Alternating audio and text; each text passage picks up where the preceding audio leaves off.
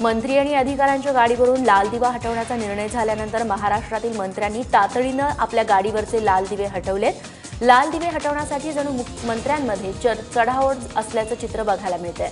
मुख्यमंत्री देवेंद्र फडणवीस यांनी आपल्या गाडीवरती लाल दिवा काढून टाकला, तर शिक्षण मंत्री विनोद तावडे यांनी देखील त्यांचाच कित्ता गिरवत या निर्णयाचं स्वागत केलं। परिवहन मंत्री दिवाकर रावते यांनीही आपल्या गाडीवरचा लाल दिवा कालच तातडीनं हटवलाय।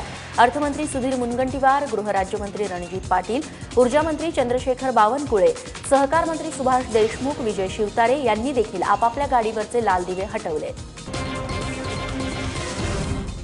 लातूर, चंद्रपूर आणि परभणी महानगरपालिकांच्या सार्वत्रिक निवडणुकांसाठी मतदान झालेलं आहे। तिन्ही महापालिकांमध्ये 201 जागांसाठी 1285 उमेदवार निवडणुकीच्या रिंगणात होते। एकूण 7,92,720 मतदारांसाठी 1019 मतदान केंद्रांची व्यवस्था करण्यात आली होती। या महापालिकांसाठी शुक्रवारी मतमोजणी होणार आहे। दुसरीकडे पनवेल, भिवंडी आणि मालेगाव महानगरपालिकांच्या निवडणुकांचंही बिगुल वाजलंय। या महापालिकांसाठी येत्या 24 मे रोजी मतदान होणार आहे आणि 26 मे रोजी मतमोजणी होईल। या महापालिकांच्या क्षेत्रात आचारसंहिता लागू करण्यात आली आहे। राज्य निवडणूक आयुक्त जे सहारिया यांनी ही माहिती दिली।